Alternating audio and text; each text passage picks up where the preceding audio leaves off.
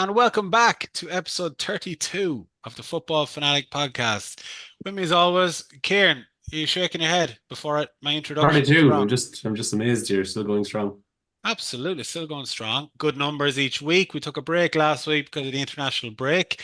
Um, Thought Ireland were actually not bad against Belgium and against Switzerland, kind of was as you were. But it'll be interesting to see what happens going forward. Dan and Howard, how have you been doing? Good deck. Yeah, good to have the Premier League back this weekend again after the Absolutely, yeah. international break. Yeah. Look, John O'Shea, we It's could an get odd into one. him for a while, but he's nearly a blessing in disguise if he doesn't do too well, like you know what I mean. But The we'll see how he stopgap. gets on. Sure, look, see how he gets on. Yeah. Dan, how are you doing? Good, Declan. Yeah, I have to say, happy to be here. I see a very fresh men on the bottom of my screens. Anyway, Howard and Kieran. I want to hear about them antics at the weekend. You were dressed up like Zorro or something, were you, Howard? I was El Matador, so I had my stag at the weekend. Yeah, so because I was getting married in Spain, the lads said, "Oh, Aha. why not dress him up as a Spanish person to a point, Okay, Spanish so give us person a who before we get farms into bulls." okay, very good. So I had to. Before we get into the football, so just give us a quick synopsis. Um, yeah, so we went clay pigeon shooting. We're in like Class. Carlingford in just below, Bit just near loud, isn't it? Newry there. And we had like a house with a hot tub and everything. It was yeah, it was pretty sweet. And then we Nice. we went clay pigeon shooting on a Saturday. Went out Friday night. Went clay pigeon shooting on a Saturday. Jesus Christ. Went to a brewery on the Saturday. Then came back. You Then went went out in out on Carlingford again. Friday night and then they gave you guns the next morning. Yeah, pretty much. Yeah. Okay, fair enough. And yeah, it was recommended. Like the lads who gave the clay pigeon shooting were recommending alcohol intake for the shooting. So that's Fair that's the enough. that's the kind of cowboys you have up there. Like so. Okay. But no, look, it was a great weekend, and it was well organized by all the crew. And they had me dressed up as basically there's all this red outfit with a mask and a black cape. And we had a few bulls on the nightclub on the dance floor that night. Put it that way, Very Ru- good running stuff. around. So But the yeah, no, it was good fun. countdown is on. You have a month left. Month left. Yeah, it's kind of Good stuff. get over this week now and then start actually thinking about that side of things. Very good. Now on to the football. Big weekend, at least on paper, it was supposed to be a big weekend. Man City versus Arsenal. Yeah, It had a title decider written all over it, and for me, anyways, it disappointed. Frankly, it bored yeah, the arse off me. Howard, I'll get your yeah. opinion of it quickly as well. Yeah, look, same as that. And to be honest, I thought that myself going into it, it was going to be like that. Just because the two games really, the Charity Shield and the one in the Emirates was very like that, very cagey. Like Arteta, I think he's happy enough just not to get bet by Mm. City for any of the games. I'd say like even at the start of the season, he probably would have taken two draws. Never mind a win and a draw in the two games against City. It's just that like they're treble winners, champions. Like you're not going to be going there and showing you're trying to play. Now I know people will say why didn't Arsenal go at it and have a go, and I say that they aim to do that, and I don't think they executed that side of things particularly well, their offensive side of things. And people would argue, oh sure, they were missing a few players, City, blah blah blah. But at the end of the day, you kept a clean sheet for against City, and that's the first time in the Etihad or whatever. That's the first time in what 3 years someone's done that. So I was definitely happy with the point. Oh yeah, Um, you were absolutely like I mean, I think just personally, just sorry to cut across. Yeah, yeah, well, I saw the kind of team sheet. I know we had our defensive issues, but that aside, I still think that we had enough going forward to cause you trouble, and I don't think we caused you trouble at all. On Gabriel and Saliba, yeah, Lee, but they were both brilliant. I thought they kept Haaland quiet, and I thought Haaland has been getting a bit of. I thought the Roy Keane comment about he looked like a League Two player. I think that was a yeah, little bit too far, but I mean, I do see Dan. You've said it from time to time that like Haaland, as good as he is, he's played shit.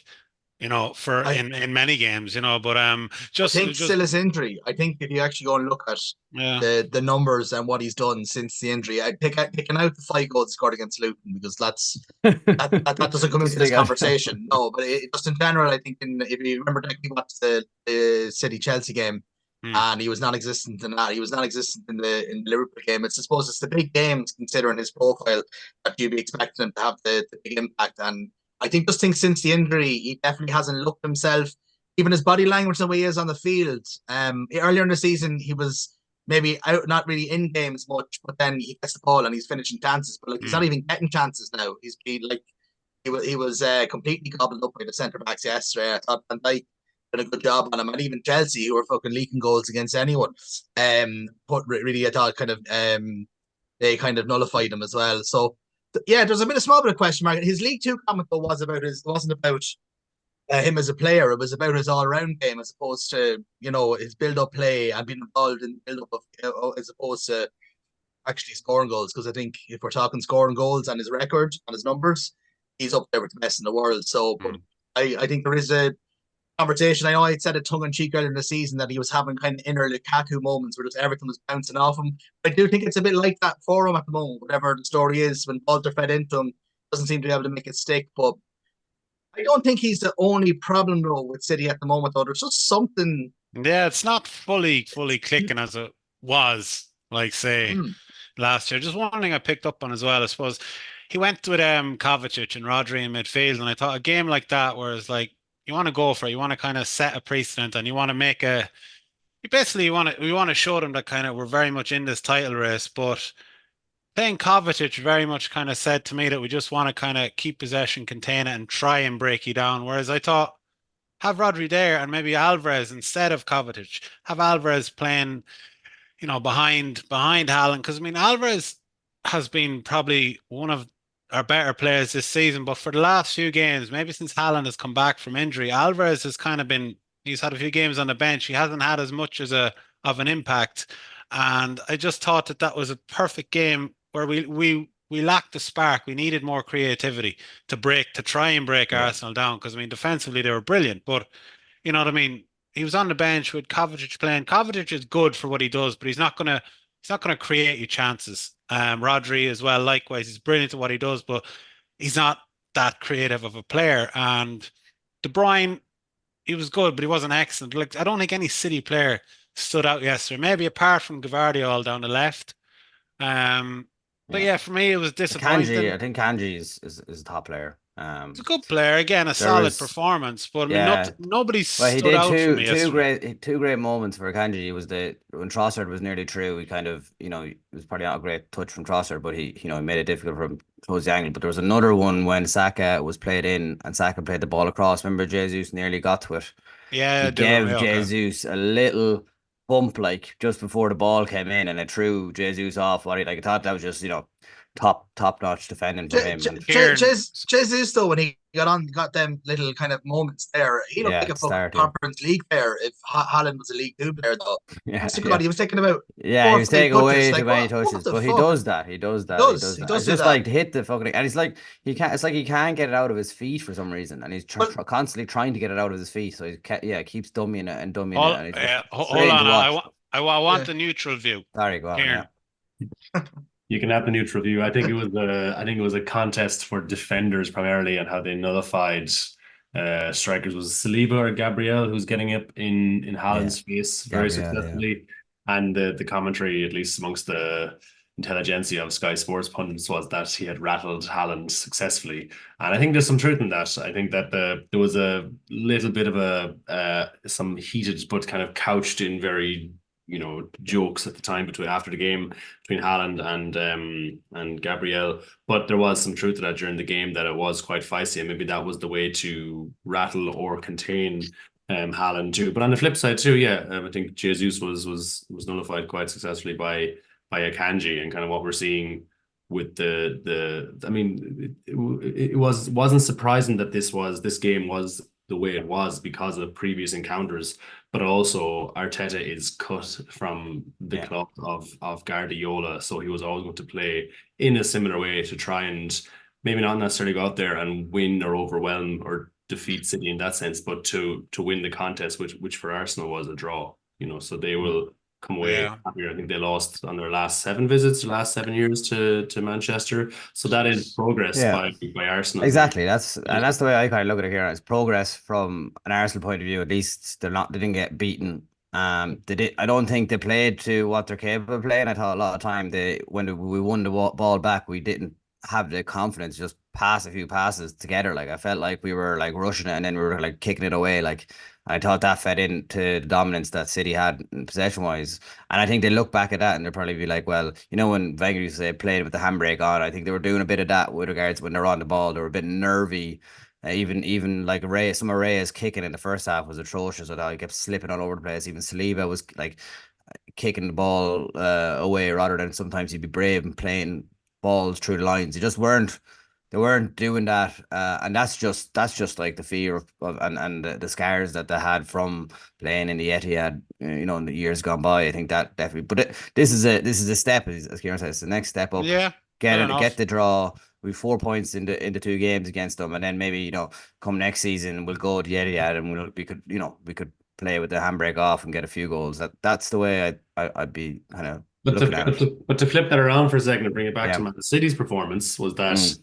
so City are missing some of that fluidity that they've had previous seasons. Also, what we've seen now is a sharper and more, I don't know, more competitive Arsenal and Liverpool. So perhaps the narrative we're kind of overlooking is that Guardiola has been quite conservative in how he's tried to play against his competitors in this. I mean, I forget the specifics of the statistic, but I think is it only a possible 4 of 18 points that City have taken from the top 5 teams they've played this year.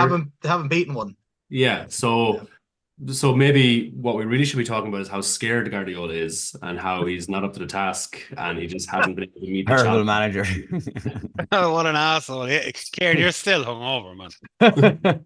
Well, no, but If you're saying Guardiola is scared, that's a bit ridiculous, isn't it? no, come on. No, I'm not talking about scared as in he's Cautious. You just said scared. he's actively retreating. I'm talking about scared in that he is essentially in a similar way doing what he did in the Champions League final. They lost. He is snookering himself into He's overthinking it. perhaps, yeah, he's trying to be too tactical Yeah, he does. Yeah, fair enough. He has done that in the past, absolutely. You're saying scared. You're saying the word scared, because I think that Arsenal and City yesterday played like a bunch of pussies. I think that neither of them they were both happy enough. Like City were happy to just hold on to the ball. Not really. I don't think they did even create a chance. I can't even remember a chance. They had one shot on target. Thanks, Howard. And then like when Arsenal got the ball, as you said, Howard, like it just didn't seem like Jesus. How many games have I watched Arsenal this season where when they get the ball, so fucking devastating, like they're banging goals in against yeah, I agree. and I just felt no more than I suppose when City came to Anfield and it was their best chance on paper that they've had to beat Liverpool. They're based on Liverpool's team. Like when you look at City's back four, you can say, "Oh yeah, but it costs X amount of money." They've never played together before. I don't rate their goalkeeper either. And I was thinking, if they actually have a few shots in this lad, he might get a goal. That's why I was annoyed with Jesus because even like if he had taken a couple of shots, he could have got a deflection, Yeah, goal. whatever. He wasn't even pulling the trigger, which was the frustration. And not a lot of Arsenal's play was kind of lob it up to Havertz to try and work off him. That didn't work either. He got gobbled up top by Diaz a lot of the time. Tried to go along to Havertz. Well, just on that, he did win the most headed duels in the game as well. Yeah, so but look, it's not. Well, he wasn't completely. But Arsenal. But like that's what Arsenal's plan was. It was going to go there. Yeah, that's why he was signed to a point. Like that you need to get past that. You need to have that option. Like that's and even Guardiola said that afterwards. Like that's it works. He said that they do it and it works. So I suppose the point I'm trying to make is that like you didn't play that way at Anfield. You went to Anfield. You tried to win. Or I think you went and I get what you're saying around the scars and what happened last year, and that definitely was probably a factor in it. That's 100% a factor. Yeah. But I just felt that if Arsenal, like City's back four, we talked about on this podcast, Howard, even City's best back four this season, you get at them.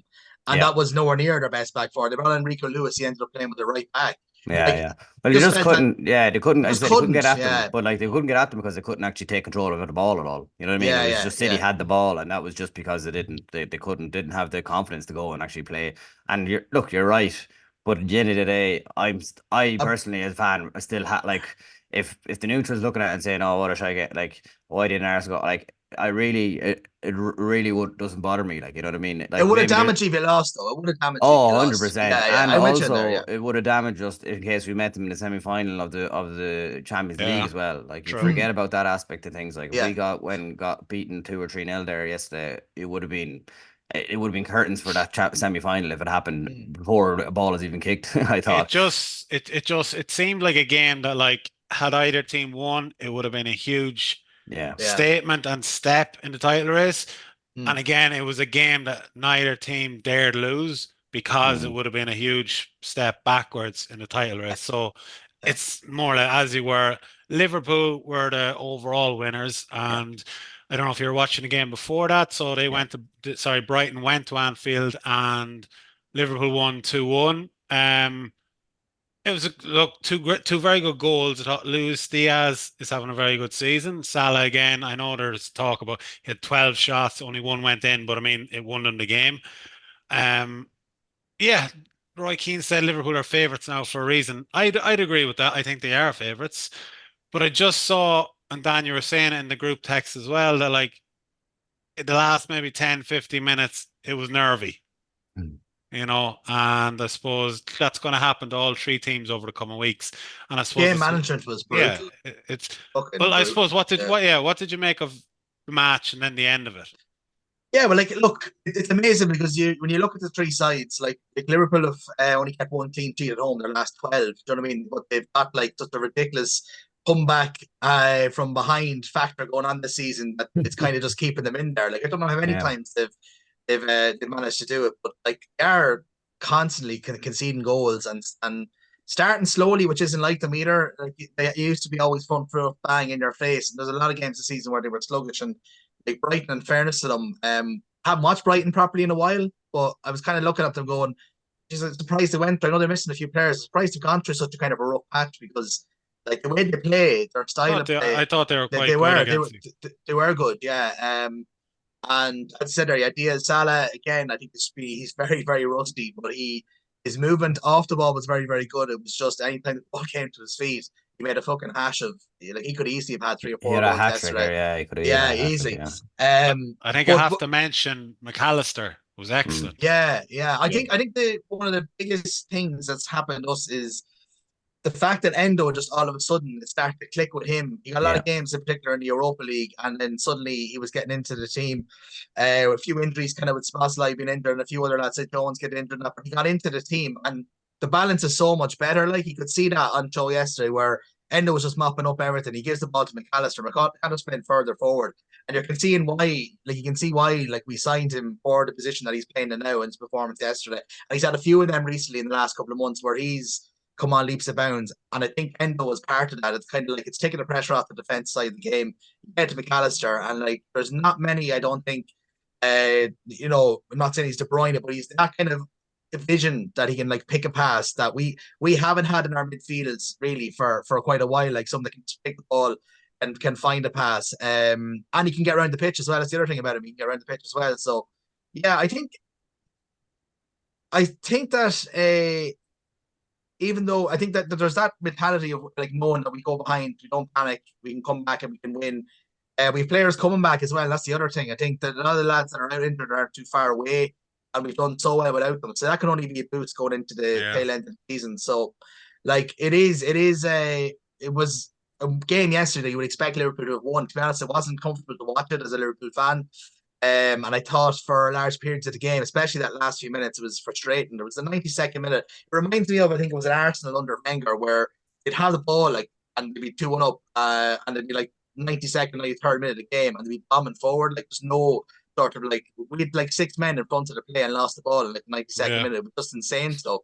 And yeah, we kind of we got away with that one, but it's been a few of them. Game manager against United was another one in the FA Cup. Like the game manager there was really really poor. So there is still stuff to be worked on, but there's no doubt that the feel good factor is well and truly there. And like Yeah. Mate was on the bench, which means he isn't far off getting back into the team, which improves it again. And shout out to Connor Bradley again as well. I just thought like he since he came into the team. I'm not sure Very is there many very young good. players that have come in that have had like a impact that he's actually had. Like he's made our that right back position like look solid.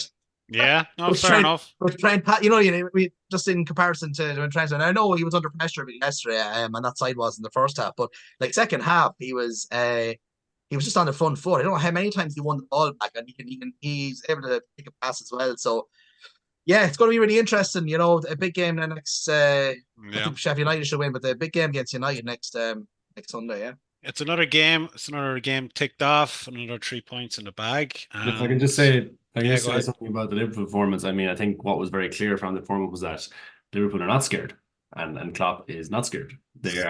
They are performing freely without abandon. They are able to come back. They're able to face adversity. You know, I think compared to some other leading managers in the league, they're not scared. You said it, Kieran. I didn't want to be batching them, but you said it. You said it. You know. Okay, Yeah. we will go into the title running now in a few minutes, but just the other results over the weekend. Villa 2, Wolves 0, and Spurs 2, Luton 1. So there's a really good battle for fourth kind of heating up. And Spurs also have a game in hand as well. So there's 3 points between them. Aston Villa in fourth, Spurs fifth, and Spurs have a game in hand. So That's the Kieran, key, isn't it? Spurs again is a game in hand against us. Spurs are at home. Kieran, quick one. Seeing you are, what do you call it, an Ange Ball disciple. What do you make of Spurs and Villa? Who do you think will get clench the fourth spot? Of course, as well, fifth spot will most likely get that team Champions League as well, but like fourth is guaranteed. So, quick word on that. Yeah, what an enjoyable kind of sub contest or whatever way you want to describe it. Two teams playing really attacking minded, enjoyable football to watch, and two teams that have kind of come out of nowhere a little bit this year. There was lots of questions around Postecoglou. Emery was a bit of an unknown entity kind of coming back to the Premier League, but it has been so enjoyable seeing them both do so well and both playing such free flowing football. At the moment, I would on maybe a hair's width give it to Spurs, based only on that game in hand that they have right now. I mean, both Spurs and Villa have to play 3 of their 9 remaining games against the top 3, so that's probably going to throw a few cats amongst the pigeons for what their final run-in might be. But let's say they both take, I don't know, 3 points or 2 points of those 9 against the top 3, and they come out even. If that doesn't disrupt things, then I think Spurs might pivot with that game in hand, but we'll wait and see. But as ever, Ange Ball is unrivaled and the most enjoyable thing about the whole league. Okay, fair enough. Brentford 1, Man United 1. So a crazy game. The 2 goals came like in the 90 plus minutes, and Mason Mount was found. He was finally being found. He was, what do you call it? I didn't see him for months, but he has come back into the team, and he thought he had won it for United, but obviously Brentford came back and got the equaliser. I didn't see the game, but I read about it and I heard that Man United were very poor. And yeah, it's just interesting because I mean, Ten Hag needs as much goodwill over the last 9 games. I mean, depending on what's going to happen over the summer. So to kind of hear that they're playing very poorly like that, it's not a good sign for them. Did any happen to see the highlights of the game? We actually, sorry, Dan. We actually watched it in the Okay. Was it as bad as they're saying? After we were having for our dessert, we watched the Brentford United game. And no, we actually literally turned it on, and it was like 75th minute, so it was like nearly the perfect time to catch it. But well, from the whatever the 15 minutes that we caught, or we literally, you could see Brentford were dominated, but God, it was some disaster. There was a few United lads in having dinner with us at the time, and they were going mad when they scored. Like, yeah, and we were like, "Geez, this is daylight robbery." From the bit we watched daylight robbery, and then sure, look, Brentford did their due diligence then afterwards. So it was sad, very satisfying. Dessert was very satisfying, and very good. Yeah, it was nice little touch from Tony, you must say, and ball in was piece of glass. He kind of rounded Martinez fairly easily, and yeah. I think from what I heard, Brentford got what they deserve, and if not, they deserve to win apparently. So that's Sheffield United 3, Fulham 3, Notts Forest 1, Crystal Palace 1, Bournemouth 2, Everton 1. Just on these kind of some of the relegation candidates are in there. I was looking at some of the fixtures coming up. So Luton have to play Brentford, Luton have to play Everton, Everton have to play Brentford, Notts Forest and Everton, Burnley and Notts Forest, Everton and Burnley. So over the next month, Everton have Burnley, Notts Forest, Brentford and Luton in the space of 4 weeks. So, I mean, that's absolutely going to define whether they stay up or not. And I just think some of them games, like Luton have I know Notts Forest with their 4-point deduction, etc., has played a huge part. But I mean, Luton are in there with a huge fighting chance, and at the start of the season, we were laughing at them saying Yeah. not a hope. But I mean, it's Burnley and Sheffield United, I think, are done. Burnley are literally kind of holding on by the skin of their teeth, and it's Luton who are making Yeah. a fighting chance of it. And I mean, sorry, Dan, go ahead. No, I was gonna say, but they have a couple of them games that you mentioned there, like Luton's, at home, they have been able to pick up points, and they play Brentford and Everton at Luton Stadium. Yeah. So, I think Bournemouth as well. And then even the last day of the season is probably going to be a dead rubber. Fulham, I think Luton are at home to Fulham, which Fulham probably at that stage will not play for. So you kind of look at the games they've left at home, and then home games. When you look at how bad them teams are down the bottom, there's not going to be too many wins in the last 9 games between any of them. They might beat each other, but outside of that, they're not going to be winning too many games. But I'd love to see Luton stay up now. I have a bad taste in my mouth when we played Forest a couple of weeks ago with their antics. So I'd be happy enough. I'd actually like Everton to stay up, and I'd be happy enough to let Forest drop. Okay. Yeah, for me anyway. Fair enough.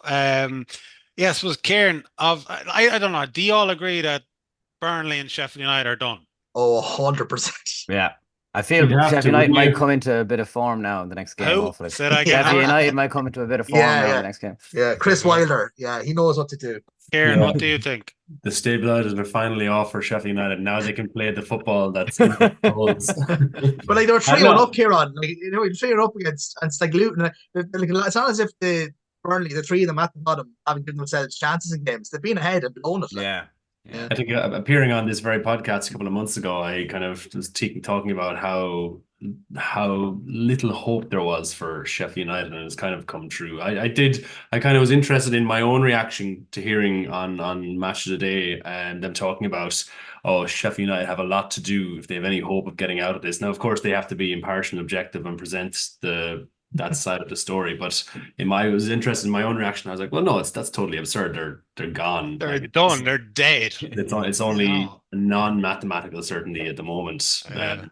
Burnley, 4 points off. It's not like it's mathematically it's possible, but it's so unlikely given what they have done all season long. And I know I was standing by company for a long time, but I mean, no. Yeah. I've got a question about Burnley. Yeah, go ahead. It's a non-football question. Okay. What's up with company in the hat? He has I don't know if you've ever, he has a very large head, and maybe he's conscious about it.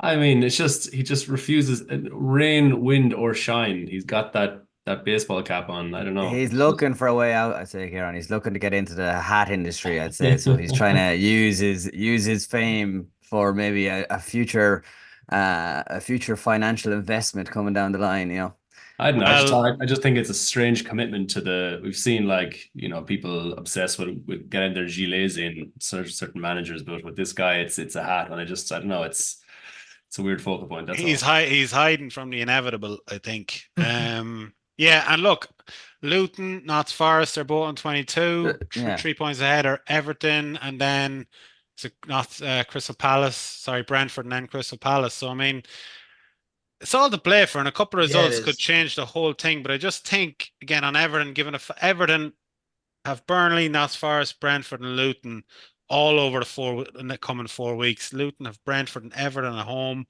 Notts Forest have Everton and Burnley. I mean, there's just anything could happen, but it would be brilliant to see Luton stay up, I think.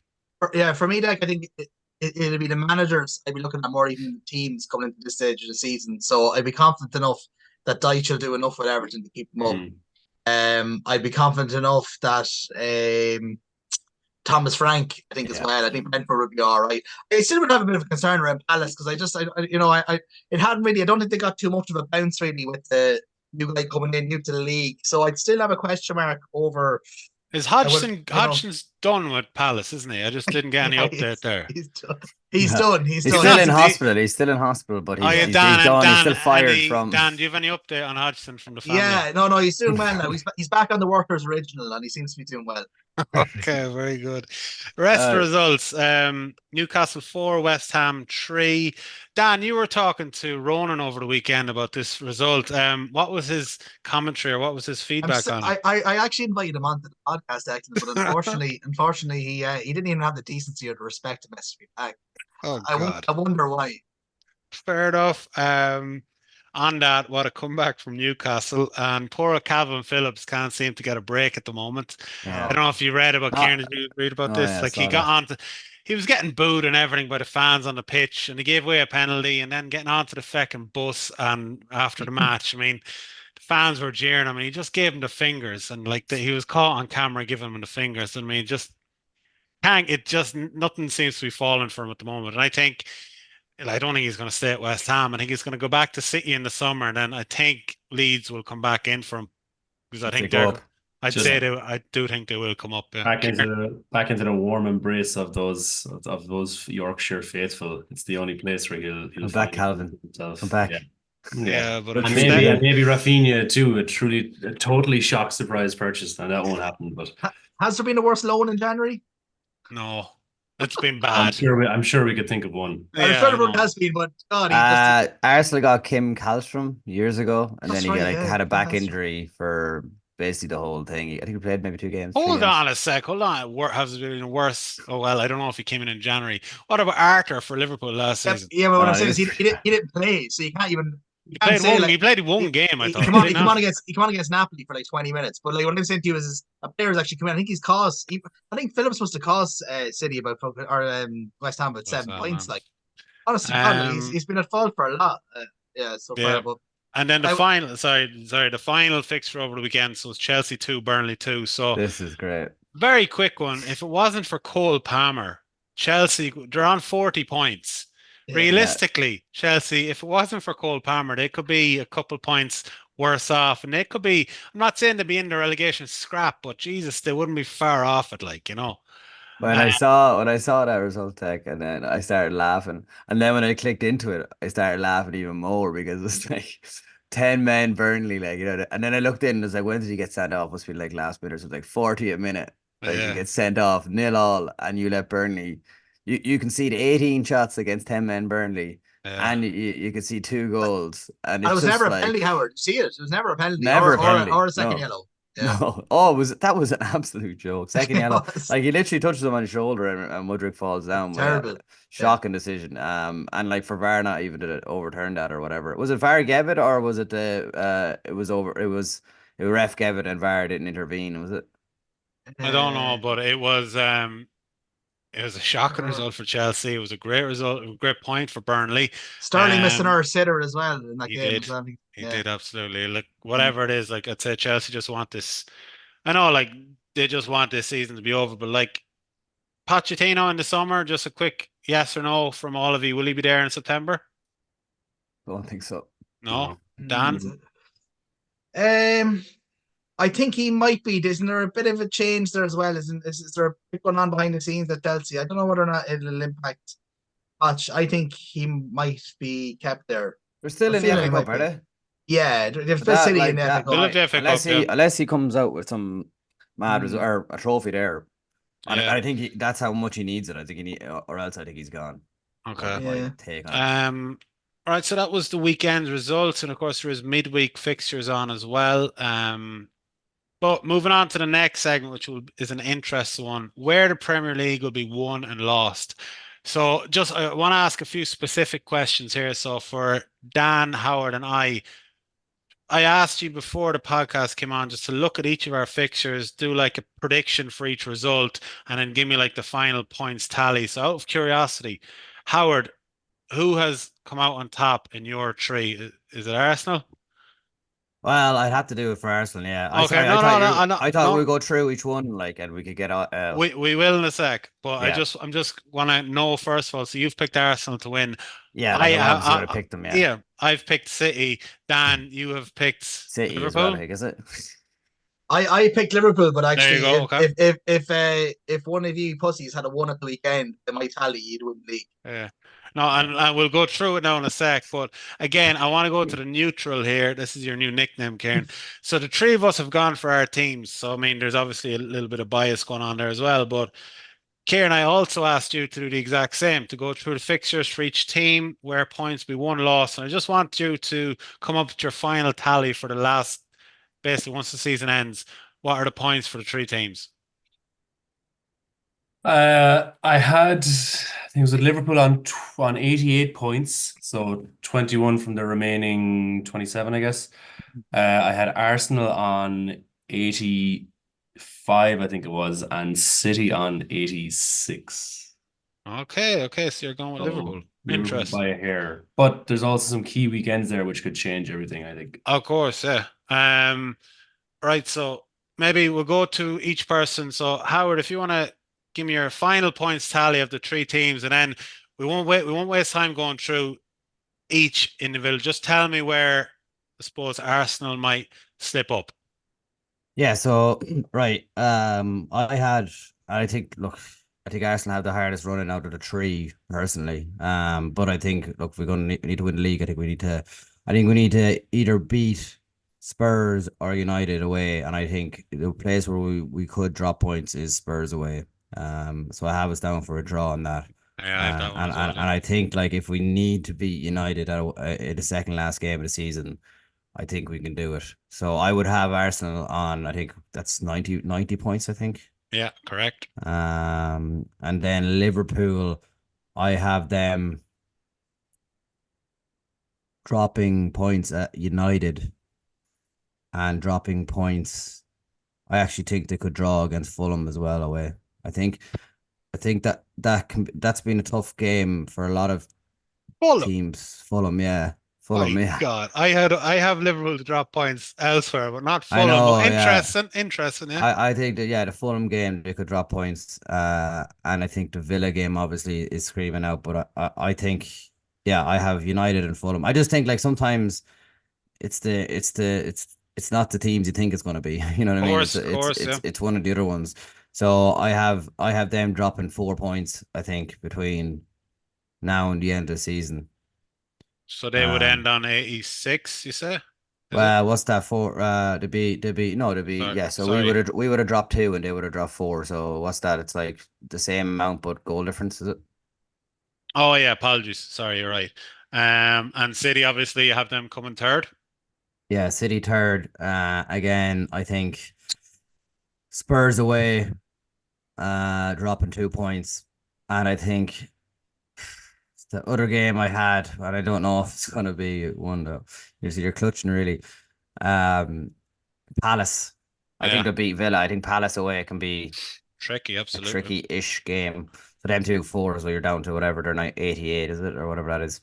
Yeah. All right, so I'll give mine. So for Liverpool, I have I don't think any three teams are going to lose before the end of the season. It was really interesting because when I was totting them up, I thought just offhand before I totted them up that I was going to have Liverpool or Arsenal kind of on top, but it was City that came out on top. And I do think for City, I think we're going to win the rest of our games apart from the Spurs one.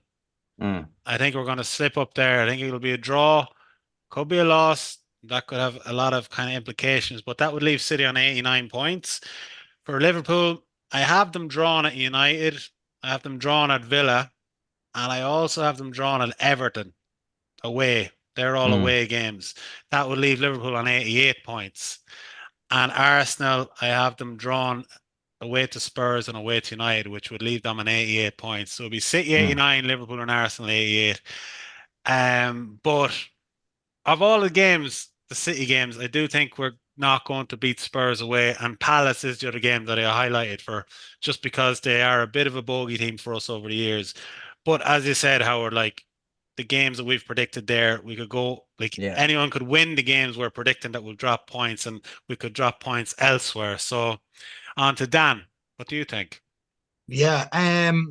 Yeah, so I think that Spurs and Villa are the only games that I think will have any impact on the title race that are left. Okay. So I don't think City or Arsenal will lose a game. Do you think Yeah, you will? I think we will. I think potentially we might Really? lose one. Okay. Possibly lose one, but I think that Arsenal and City might draw. I think the Spurs one is the one. I think Howard highlighted there as well. I think you might mention that. Like, I think that Spurs game might be the one for both of you, and I think Villa away would be the one for me where I think we might struggle. But I have it as 91, 90, 89 in Liverpool's favour. Say that again, Dan. 90, 91. 91, 90, 89 is now. I don't know how great my maths is, but when I looked at it, that was what. Yeah, So sounds about right, yeah. Arsenal and City will take 25 points each, so that'll put them on 90 and 89. That's right, yeah. Okay. And Okay. Liverpool will actually take 24, but they'll finish on 91. So I think that Villa game away, and again, I suppose the one thing we're missing is at that stage of the season, it's going to depend on like, you'd imagine Spurs and Villa might be still duking it out for fourth and fifth. Yeah. You don't know where United may or may not be though when it comes to that, or whether like that fourth and fifth place battle could be done. So True, it does, especially in them last 2 or 3 games. We don't also know where the City Spurs game is going to go into the calendar. Yeah. That's another It's a good factor as point, well. In yeah, it. So good point. So it'll depend on where that falls. But I just want to, I looked at it. I think there was more chance looking at the games left. I think if Arsenal go and play like they played since Christmas at most of the teams that they're playing against, the only one that stood out for me that could be a banana skin, but I think I'm being a small bit reactionary to the way they played against us, is that Brighton away game that they have next weekend. No, Just it's because a I tough thought game, they yeah, played quite well against us, and that they could give Arsenal a game, especially playing at home. But looking at it, City's running like the fixtures they've left, the hardest ones I think they had outside of Spurs was Arsenal, and then Villa won. It depends. I know Watkins went off injured, so that'll depend on whether he's fit, and like maybe Villa could go to the Etihad, if City's with their defensive issues, and possibly give them a game. But, Yeah. In the reverse fixture, they fucking destroyed us earlier on the season. Yeah, so I think Aston Villa and Spurs are the ones to be concentrating on. I think in a lot of them other games, fair enough. I know you mentioned the derby, and anything can happen in a derby game as well. But I'd be confident. I think Liverpool win that one easy enough. Yeah. Okay, yeah, whatever about the derby. Like, do you have any fear next Sunday against United away? I don't. Given what happened in the FA Cup, like, yeah, of course, like you're on Old Trafford, and there's always same with Arsenal. Like they have to go there, you'll always have a small bit of not knowing what United you're going to get. But I think that if both sides went out and played their best, like nine times out of 10, Liverpool and Arsenal, their heads massive game, really massive. Yeah, yeah, and I think it's more the fixture than the actual match itself. It's more the hype around the fixture and what it's worth to both teams now. But in regards to the title race, no team can really afford to drop points at all. But even like United, you're saying like it's probably not a great time to play them in regards to the fact that they're still in the top 4 hunt to a point. Like I think if they lose to Liverpool at the weekend, they'll probably be a lot of people say that's them gone now for the top 4 or top 5 or whatever it is. So I think that'll be something that they'll be fighting for. On the day. But they were so bad against Brentford, and like you have to remember that like when we played them for large periods of that game at Old Trafford in the FA Cup, like Liverpool were dominating them. It was just a bit of mismanagement. I think that if they rectified, they have a few more players back. United actually have their back 4 is a bit of a shambles at the moment as well. Wan-Bissaka, I think, was playing left back there, and from what I gathered was rinsed for 90 minutes there at the weekend. So like Dan, just a quick, who won that game? Which the United Liverpool game? Yeah, the FA Cup game. Who won it? Why are you asking me that? Oh, I'm just curious. Who won that game? But Man United won that game. We're not watching exactly. Oh, I was watching it. I'm just kind of trying to keep the balance right, Okay. What balance are you trying to keep? Just the fact that you're bigging up Liverpool here, you're saying that he mismanaged the game and that you're very all over United during the FA Cup. But like, what's the aggregate score between United and Liverpool in the last 4 or 5 years? I couldn't tell you. Said like fucking like 38-4 or something like. So I do, and honestly, I don't fear going to Old Trafford this weekend at all. Good for you. I do think we'll beat them, and I think actually we could beat them well. 100%. What's it called? Kieran, I think I may have asked you this before, okay? But obviously you don't want City to win the league, but if it was Liverpool or Arsenal, who would you like to see win the league? I think he's answered this one before. Have I asked you already? Have I? He loves the ending of a story, don't you, Kieran? Yeah, that's you love the ending of a story. You know. Personally, I'm just enjoying how easy it was to trigger you, Dan. He got you nicely. Liverpool. Well, asking me if United who won the game. Yeah. Dan, Like, all, It's enjoyable. Dan, I love As how as often as you the are. neutral observer here, it's just fun. It's just fun. Oh. Liverpool Brilliant, or Arsenal, who brilliant. do I want to see win? The romantic side says Liverpool because it's Klopp's last season. Is it? poetic. I still am skeptical on whether or not he's going to go, or if he's pulled a Aslan in the Chronicles of Narnia and he's sacrificing himself to get the best out of everyone else. But you know what? I'm going to make the case for Arsenal. I think they could go all the way here. Hold on, you changed He's your on the mindset. fence, though, is what he's telling us. Yeah, exactly. Okay. The I'm creaky undecided. fence. Yeah, yeah, it's unstable. I'll tell you what I'm not unsure about is that how unscared Arteta is as a manager. Very good. Okay. We've all given our kind Would of Tech, yeah. can I just say, wouldn't it be some crack though, right? You know, like just to put this in, I want to put this into WWE terms just for a second, okay? If I may. Are either of you lads familiar with wrestling? No? Kieran Yeah. or Howard? Yeah. Not So- particularly, not up to speed. Right, okay. Have you heard the expression of cutting a promo? Basically, where someone goes on the microphone and just basically lets rip. And it's something like, you know, and the crowd go wild. So just imagine Klopp coming out at the end of the season, just to Anfield on the turf, Yeah, and just fair kind of be enough. like, and just kind of like him, you know, and be real solemn, and then just turn around and be like, I decided I'm fucking staying for another year. Absolutely, the place will go fucking mental. Can And you imagine? Jesus. it's not beyond the possibility, just the way things are. I think he'd look like a bit of an idiot, though, wouldn't he? I don't think. I think He'd lose a lot of credibility. Yeah, Yeah, yeah. maybe.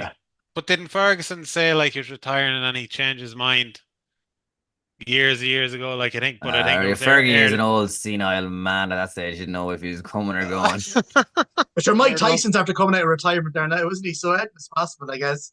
He's fighting Jake Paul, and I've seen the two training videos for both of them, and I mean Mike Tyson looks like he's going to absolutely kill him. Yeah. Right, we'll move on to fantasy football. Dan, give us an update. Yes, well, I've used my wildcard, Declan. Okay, believe how it or has that not, worked out for you? it's all right. Yeah, I've hang on now, let's get it here. I'm happy enough with my team actually, so I suppose that's one positive that I'll take. I have no Haaland though. Haaland is not going back in. Yeah, I saw that. He's not going back in, Dan. No, he's staying out. Oh, That's a Yeah, bold yeah. move, isn't it? Yeah, but sure. How would I have to make bold moves at this stage? No, not for you, but like if I want to. Well, with the dinner, if you want to have the dinner, you want to have some food in your mouth. Kieran, do you know, by the way, this bet that's going on? No, okay. So basically, Howard and Dan are in this fantasy football league. Whoever ends up lower than the other has to treat the other person to dinner. So Very good. I'm Okay, above. You're him at quietly the moment. confident, are you? Quietly confident, especially with this Haaland news. Howard was actually kind of behind Dan for quite a good bit of the season, but now he has. And then I played my wild card, and Dan yeah. was giving out about my team wild card. Picking all these players, and sure, since I've done that, I've gone past them. Yeah, Howard is in 8th, Dan is in 12th. But yeah, what happened, Howard? As we know, we had this conversation. I took Saka out for 3 weeks. Yeah. And then 3 weeks he scored about fucking 7 goals. And that was all she wrote. Very good. But anyway, yeah, it's tight enough though. There's not much between me and Howard now. But Andrew Curley again is like the man is he's a beast. He's not human. He's up there. Honest to God, like he went right at the weekend and he's away at fucking the Etihad and he played Gabriel and Saliba at centre back in his fantasy football. What the hell? What an animal of a man. So he There's a man who's not scared. Yeah, there is a man who's not scared. Yeah. He got a 74. He also had Bowen, Palmer, Son was his captain, but he had a very good week, considering he's leading it. And so did Adam Kennedy there, fried rice. He also had a very good week there at 79. But yeah, Andrew Curley has pulled further away from my brother there after the weekend's antics. So it's he's a nice lead there, Andrew Curley. Now he's nearly 70 points or so, which would be hard enough pull back considering they probably have similar enough teams when they go into their team. Yeah. They're similar enough. So and as for myself and Howard, what is there, Howard? 30 points in it? 31? Something like that, yeah. Yeah, so it Quite enough. It's like that Haaland move is like it's kind of move you kind of nearly have to play, I suppose. But it's just make or break basically. It's like if Haaland goes there, like what you can do and be a flat track bully against the smaller teams and bash them, which you could easily do. They play. Is it Palace next? No, who'll be next? Oh, no, Villa Wednesday night and Palace Saturday morning. Yeah, like you could see that Haaland move. Everyone captains Haaland. He starts buying them in again like Goose. But Yeah, I've taken a chance. I just basically reinvested the money in my midfield. What do you And call it? Just hoping for the best. on cheers for that, Dan.